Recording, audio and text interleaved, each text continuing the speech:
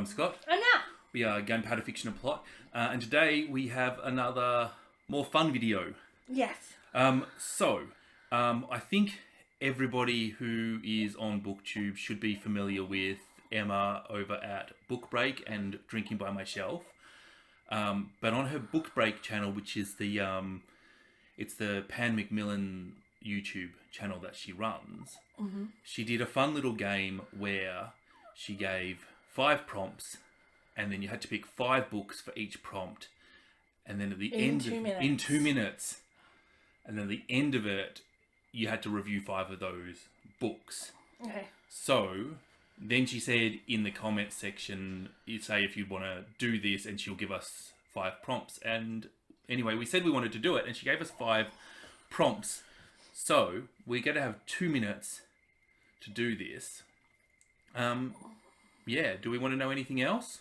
No, just start the timer. Start the timer. All right. 5 books you gave 5 stars to. I don't really give stars, but I think I can. Kimjong, 1984. The Watchmaker of Filigree Street. Middlemarch, Rohingya Mysteries, A Fine Balance, and Eleanor Oliphant. We both agree on that one. There we go. That's 5. 5 books with the word "we" in the title. We've Always Lived in the Castle.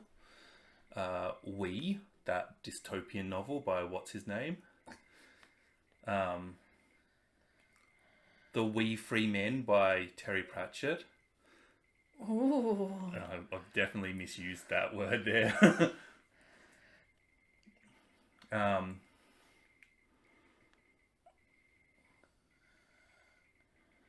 Oh, this is hard.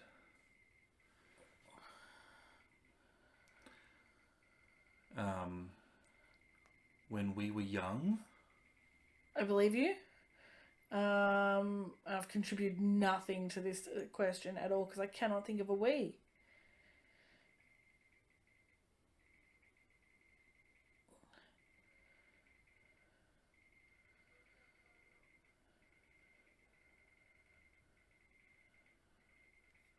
Let's just move on to the next prompt. Yeah. 5 books about feminism.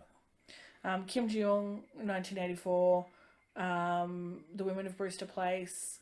Women, Race and Class. I'm just letting you go because you were on a thing. Tessa the D'Urbervilles, A Woman at Point Zero. There you go. 5 books with a place name in the title. The Merchant of Venice. A Connecticut Yankee in King Arthur's Court. 2 Gentlemen of Verona. Wuthering Heights. Middlemarch. That's 5. 5 books with a white cover. 1 second.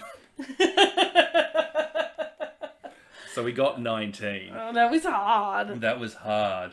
So we've got our 5 books. Now let's review them. Sorry. The first book. You bought me. Jeez. Alright, what's the first one? The first book we picked was We Have Always Lived in the Castle by Shirley Jackson. Ooh, it's creepy. It's unique. It's so good. It's so it's like it's meant to be. I suppose it's probably a horror, but like a really light horror. Yeah, I didn't feel it was. I felt it was more creepy than scary. Yeah. And yeah, so it's the story of these 2 sisters, Mary Cat and Constance, and the way the town shuns them. And they shun them because they believe that Constance has killed a whole bunch of people by poison in order to inherit some money. yeah. And as the tale goes on, we learn about these people, and in particular, the thing I remember is the hate that Mary Cat has for the whole town for hating on her family, and she's like, I will burn them and flail them, and Yes. and I will make everybody safe. It was very delusional, but in a really endearing way. And the character portraits in this one, I think, were the highlight. Yeah, very highly recommended if you like character-driven Yeah. novels. I think is probably a good way of saying that. Yeah. And really, considering it's a classic that's 70 odd years old, I can't think of another book that I've read. I can't think of another book I've personally read that's like it. I'm sure that we'll be inundated with people who are like, you clearly don't read this genre then. The next one we've got is, oh look, we've got the cover here. Eleanor Oliphant is Completely Fine. This is one of the finest books released in the last decade. That is, I'm going to go that Scott far. likes to be hyperbolic. Hyperbolic? Hyperbolic. Yeah. Hyperbolic. It's like a RuPaulism. It is. So, Eleanor Oliphant is not completely fine, despite the title. She is a lonely creature. And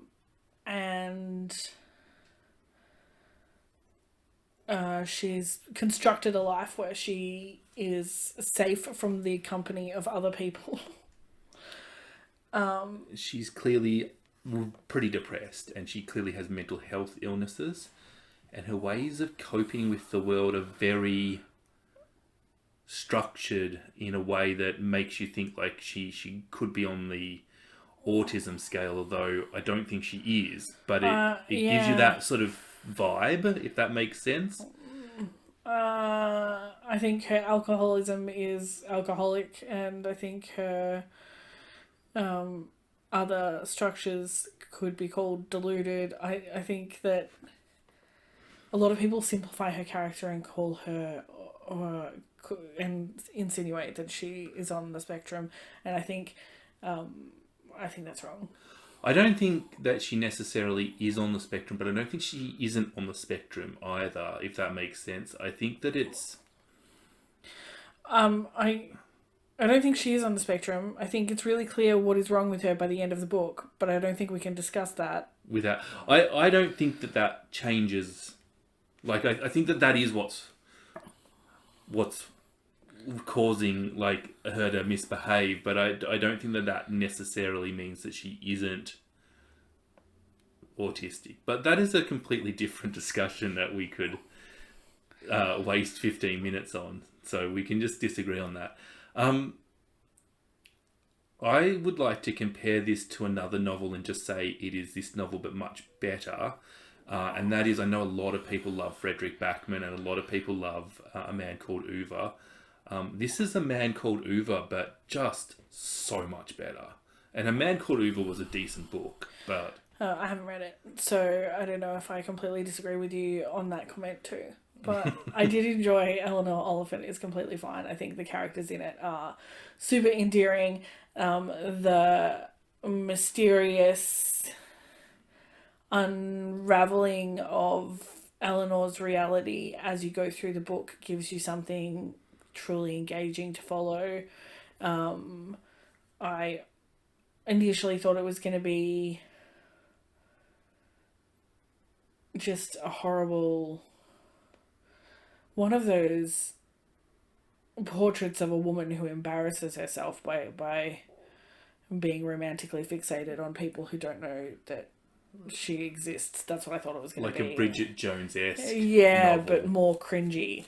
That's what I thought it was going to be in the start when I first picked it up, and it really, really is not, and I was very thankful for that. Yeah, it really isn't, and it's quite...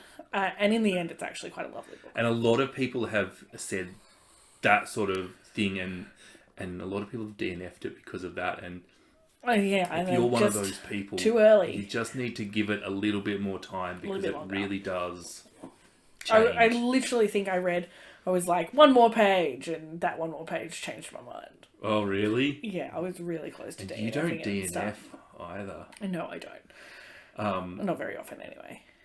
It's a joyful novel. Which is a fucked up thing to say, but also true. It's a Hardy novel that wanted to make you happy. I think Hardy novels want to make you happy. Hardy novels definitely make me happy, but I don't think that's the reaction you should have from reading it. Anyway, Wuthering Heights. I really am boring you. Sorry. Wuthering Heights is about people being cruel to each other. Yeah, that it is. It centres on the character Heathcliff, who is an orphan who has been adopted by this family, and his adopted sister Catherine, and the relationship that they have with one another. But what really makes this an excellent novel is the writing of Emily Bronte. She manages to make you furious with characters, and you don't even realise that you're starting to feel angry with them, and then you suddenly want to hurt the novel. This is one of these novels that its quality is greater than its enjoyment. Yes. I think the best novels that we read make us uncomfortable rather than necessarily being a joyful experience. I think that's often the case, and this is definitely true with Wuthering Heights. And a lot of the literary devices that Bronte uses in it actually almost detract from the joy. Certainly, like something as little as the names she has picked for the characters, is definitely done for a literary reason, but is not. But it's also annoying. It's really annoying, yeah. But ultimately, this great portrayal of obsession, it really is, and just some of the more we read fucked up novels, we like fucked up novels, and there is one particular scene in this that is really quite fucked up, and definitely would make a list of the most fucked up scenes I've read.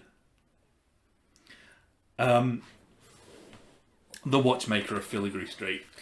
I think that's like the opposite. It's a book of whimsy. It's a book of clockwork octopuses. It elicits the same emotions in the reader as Eleanor Oliphant, but without the heavy subject matter that Eleanor Oliphant has. Yeah, I was in love with the characters in Watchmaker of Filigree Street from like page one. They are all very vivid and endearing, and yet the whole way through it you cannot trust a single one of them. And I think that's an interesting balance to strike. It's a fun story that starts with Nathaniel getting a mysterious delivery of a pocket watch, which later saves him from An explosion.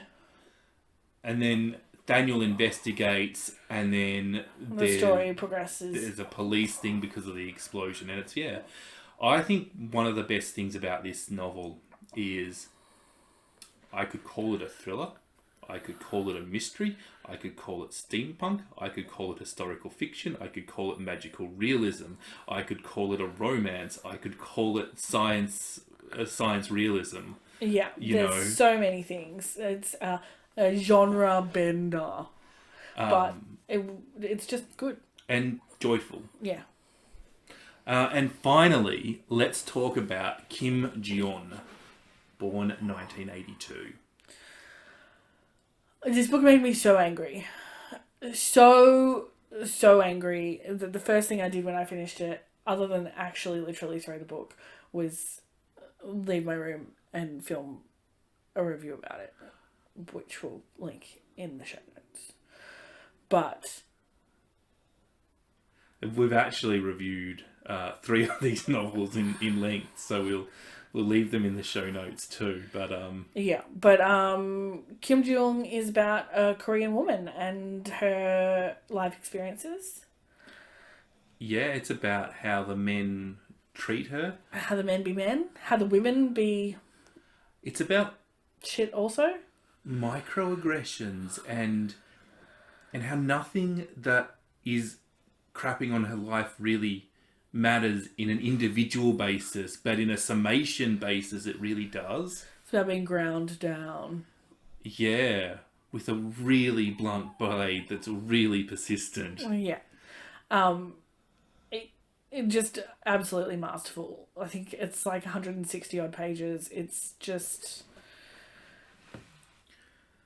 a killer read.